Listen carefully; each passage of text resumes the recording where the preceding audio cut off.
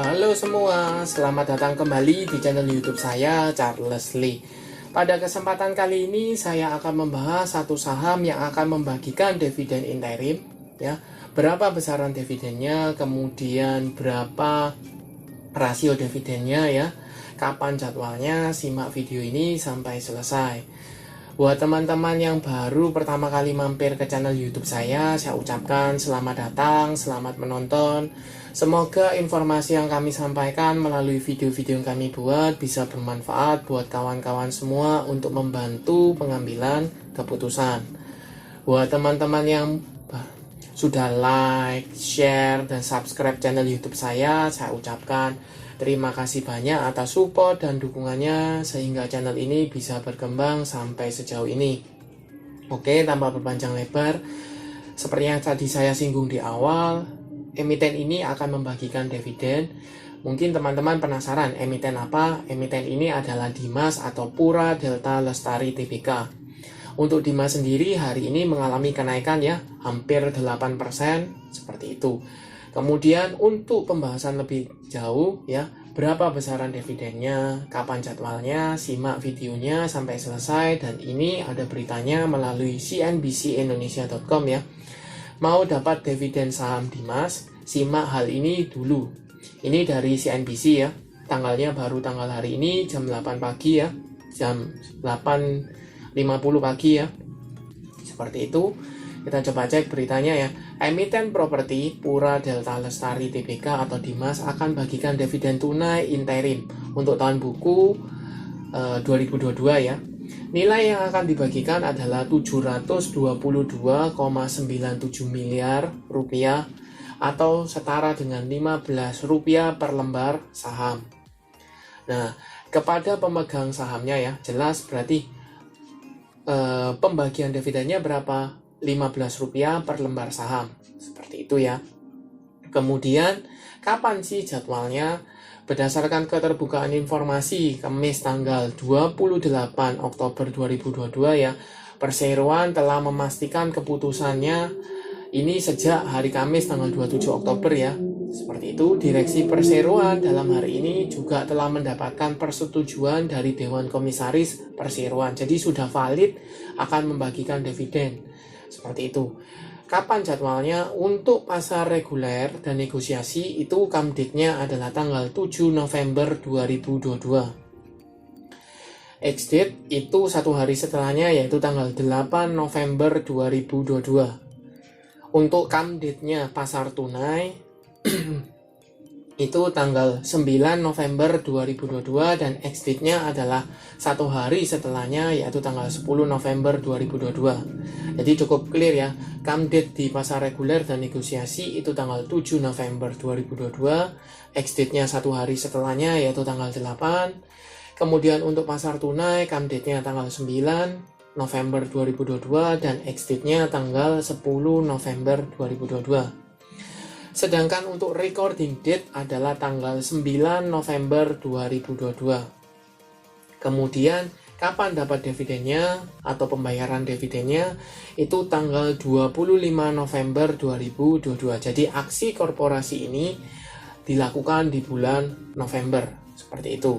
Jadi buat teman-teman yang mungkin ingin dapat dividen dari saham Dimas, maka harus punya saham Dimas sampai dengan penutupan come date-nya ya, tanggal 7 November 2022. Seperti itu.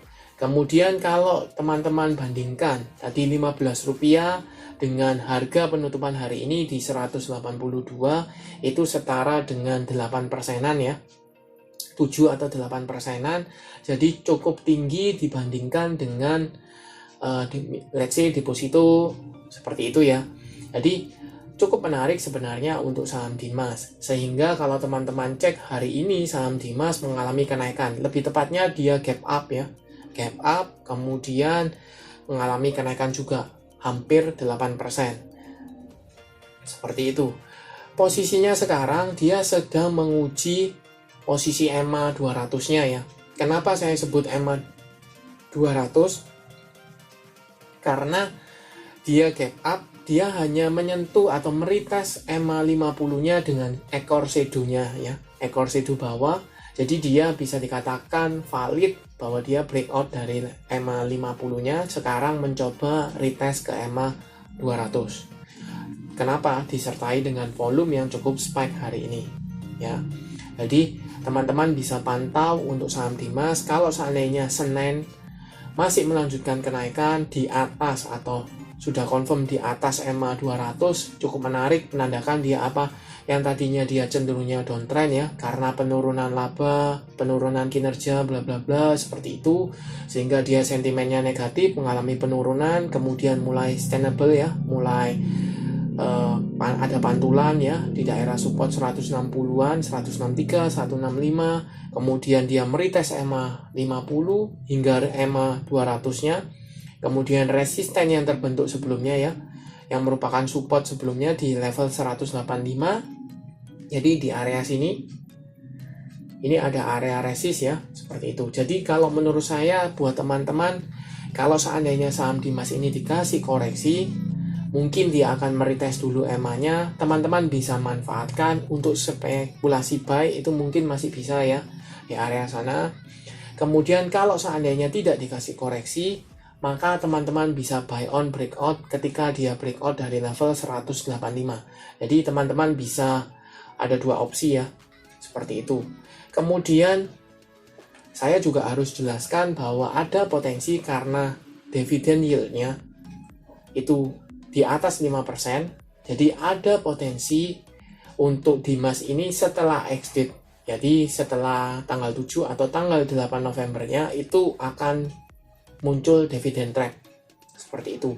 Jadi bisa jadi ya, karena dia nilainya 7 sampai dengan 8%, maka bisa jadi tanggal exitnya atau tanggal 8 Novembernya itu akan ditutup ARB. Jadi ARB seperti itu. Jadi ada potensi ke arah sana. Jadi teman-teman harus bisa kalkulasikan. Kalau seandainya teman-teman entry sekarang, kemudian mengalami kenaikan, teman-teman hold untuk dapatkan dividen, kira-kira kalau turun misalnya 7-8% atau ARB, apakah teman-teman masih untung atau tidak? Seperti itu. Jadi teman-teman perlu kalkulasikan. Kalau dilihat dari berkaca hanya dividennya, cukup menarik karena dividennya aja di atas deposito. Jadi kalau teman-teman beli misalnya di sekarang, kemudian harganya naik di level misalnya 190, 193, kemudian ARB, teman-teman masih bisa jual. Dapatkan dividennya, teman-teman bisa jual, seperti itu. Tetapi itu hanya bayangan ya, belum tentu seperti itu. Bisa jadi tidak. Jadi, apakah teman-teman akan beli? Apakah teman-teman masih akan hold untuk Dimas? Silahkan komen di kolom komentar ya. Kita saling sharing di sana. Feel free for comment ya. Untuk tanya-tanya juga bisa, seperti itu. Oke, sekian untuk video kali ini. Saya juga akan, saya kelupaan untuk cekkan broker summary-nya untuk Dimas ya. Untuk broker summary-nya Dimas, kenaikan hari ini apakah disertai dengan akumulasi? Saya coba cekkan ya. Untuk Dimas hari ini ada sedikit akumulasi ya oleh BK, YO, MI, CC, YB, SI. Yang jual siapa? YP, RX, KK, AG, dan PD. Seperti itu.